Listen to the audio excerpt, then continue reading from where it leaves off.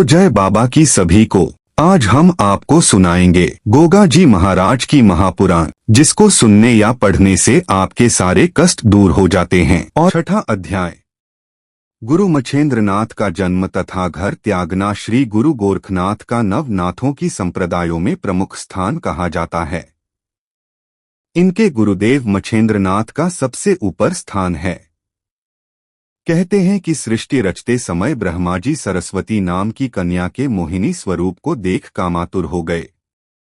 होनहार बस कामातुर अवस्था में ब्रह्मा जी का वीर्य निकल गया। वह वीर्य छिटकता हुआ अनेकानेक तीर्थ स्थलों पर जा गिरा, जिससे 88,000 ऋषि मुनियों का जन्म हुआ। उसी वीर्य का कुछ अंश समुद्र में भी जा गिरा, जिसे एक बड़ी मछली निगल गई, जिसके प्रभाव से मछली गर्भवती हो गई। उसी मछली के गर्भ में भगवान कवि नारायण के जीव का प्रवेश हुआ।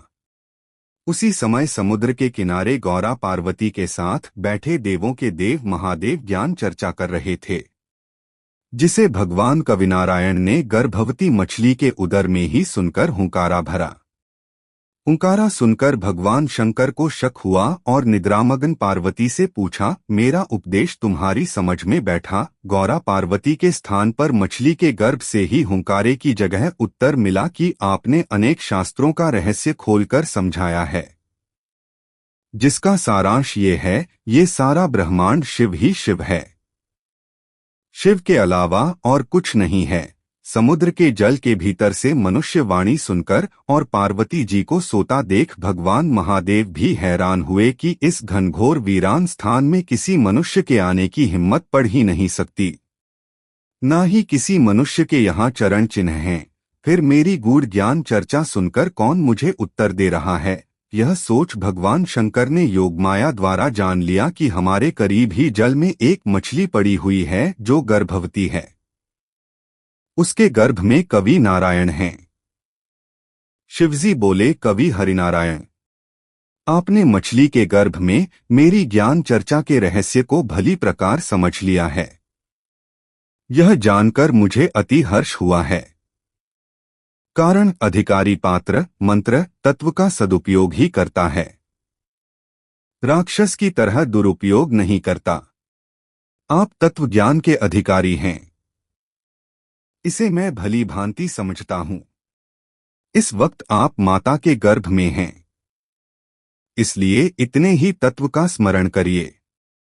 जब आपका जन्म हो जाएगा तब आप विद्या अध्ययन के बाद घूमते घामते बद्रिकाश्रम मेरे पास आना। वहां मैं परम सिद्ध भगवान दत्तात्रेय से दीक्षा दिलाकर उनका शिष्य बनाऊंगा। उनके अमर उपदेश सुनकर आप भी अमर हो जाओगे। इतने वचन कहकर शिवजी महाराज गौरा पार्वती को जगा अंतर्ध्यान हो गए। प्यारे बंधुओं, भगवान शंकर व गौरा पार्वती के अंतर्ध्यान होने के बाद मछली ने अपने गर्भ के अंडे को समुद्र के किनारे जन्म दिया और समुद्र किनारे ही अंडे को छोड़ स्वयं जल में चली गई। अंडे को देखकर कुछ बगुले समुद्र किनारे आ पहुंचे। उनमें से एक बगुले ने अंडे पर अपनी चोंच मारी। चोंच का लगना था कि अंडा फूट गया और उसके भीतर से कवि नारायण जोर जोर से रोने लगे। तेजस्वी बालक का रोना सुनकर बगुले डर के मारे उड़ गए, परंतु बालक के हुआ का शब्द दूर दूर तक पहुंचता रहा। संयोग से कामिक नामक मछेरा मछली पकड़ने के लिए उस तरफ आ पहुंचा। मछेरा निःसंतान था, उसके घर कोई संतान नहीं हुई थी। बिना संतान उसे कुछ अच्छा नहीं लगता था। जब उसके कान में बालक के रोने की आवाज पड़ी तो तुरंत बालक के नजदीक जा पहुंचा। मछेरे ने देखा सूर्य के समान तेजस्वी बालक समुद्र के किनारे पर पड़ा है। उसके पास दूर तक कोई नहीं दिखाई देता है। यह अकेला पड़ा बिलख बिलख कर रो रहा है। उसने उसे प्रभु कृपा समझ तुरंत ही अपनी गोदी में उठा प्यार पुचकार कर उसका रोना बंद कराया। उसके बाद भी वो बहुत देर तक प्यार भरे शब्द कह कहकर उसे दुलारता रहा। जब मछेरा बालक को शांत कर चुका तब आकाशवाणी हुई, हे कामिक, इस तेजस्वी बालक का जन्म मछली के पेट से हुआ है। तेरे धन्य भाग्य हैं जो बालक रूप में तेरी गोदी में कवि नारायण हैं। अब तू बालक को अपने घर ले जाकर अपनी निजी संतान के समान लालन पालन कर। आगे चलकर यह बहुत बड़ा योगी संत होगा। इसके साथ ही तेरा नाम भी अमर हो जाएगा। आकाशवाणी सुनकर मछेरे कामिक को बड़ा हर्ष हुआ। उसकी खुशी बयान से बाहर समझनी चाहिए। वह तुरंत ही उस देवता स्वरूप बालक को गोदी में उठा, प्यार से पुचकारता ईश्वर को धन्यवाद देता हुआ अपने घर आ पहुंचा। उसने अपनी पत्नी, जिसका नाम शारदा था, उसकी गोदी में उस परम प्रतापी तेजस्वी बालक को सौंप दिया। उसने समुद्र किनारे मिलने व जो आकाशवाणी हुई थी सब खुशी खुशी बता दिया। अपने पति से आकाशवाणी की बात सुनकर वह गदगद स्वर में बोली, मैं इस सुकुमार बालक को अपने कलेजे का टुकड़ा समझकर लालन पालन करूंगी। इतना कहकर शारदा ने उस बालक को अपनी छाती से चिपका स्तनपान कराया। प्रभु प्रताप से उसके सूखे हुए बिना दूध के स्तनों में से दूध की धारा निकलने लगी। इन दोनों पति पत्नी ने मछली के पेट से जन्म लेने के कारण बालक का नाम मछेंद्र रखा, जो धीरे धीरे पलकर 5 साल की आयु का हो गया। कामिक और उसकी पत्नी शारदा नित्य ही समुद्र तट पर मछलियां पकड़ने जाते थे। मछलियों का व्यापार ही उनकी जीविका का एकमात्र साधन था। बालक मछेंद्र भी अपने माता पिता के साथ साथ समुद्र तट पर जाया करता था। मछेंद्र मछली के गर्भ से उत्पन्न हुए थे और भगवान शिव द्वारा गर्भ में ही ज्ञान चर्चा सुनी थी।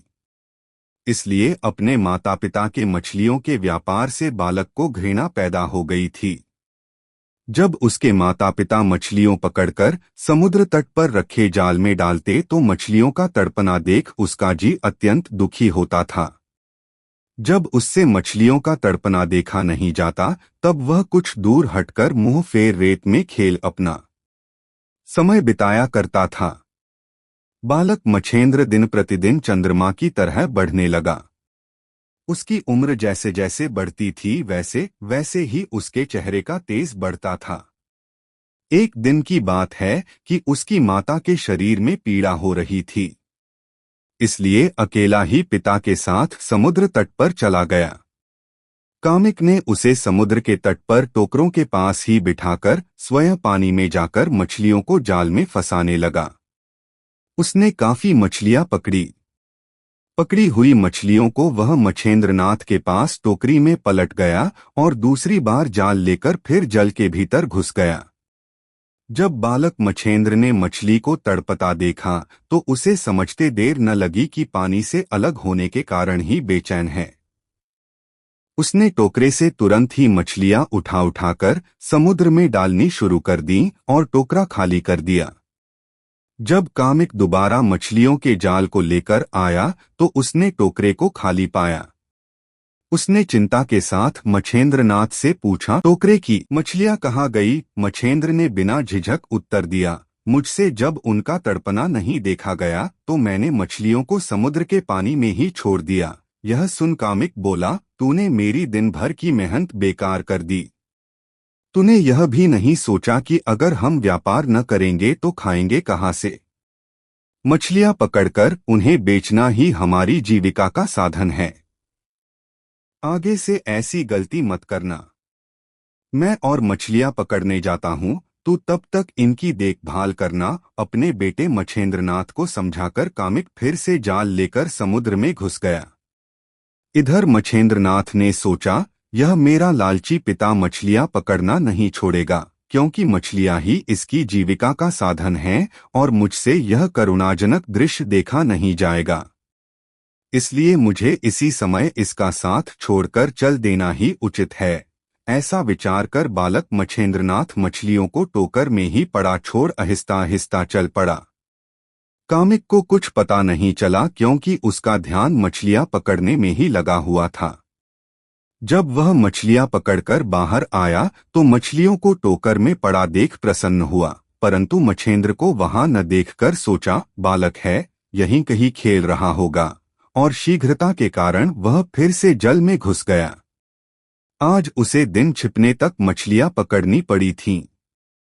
मछेंद्रनाथ का घर त्याग जब कामिक दिन छिपने से पहले मछलियां पकड़कर फारिग हुआ और जल से निकलकर तट पर पहुंचा तो अपने बेटे को अब भी वहां न पाया। उसने बालक मछेंद्रनाथ को चारों तरफ काफी ढूंढा, परंतु कोई पता न चला। जब रात ज्यादा हो गई तो निराश हो मछलियों का जाल व टोकरा लेकर अपने घर आ पहुंचा और अपने बेटे के खो जाने की कथा अपनी पत्नी को विस्तारपूर्वक बताई। यह सुनकर शारदा उससे काफी कुपित हुई, काफी रोई चिल्लाई। जब कुछ बस न चला तो छटपटाकर रह गई। दोनों प्राणियों को अत्यंत दुख था, परंतु होनी के आगे कुछ न चली। श्री गोगा महापुराण छठा अध्याय समाप्त। जय श्री गोगा जी महाराज। ऐसी ही वीडियो देखने के लिए हमारे YouTube चैनल को लाइक शेयर सब्सक्राइब जरूर करें।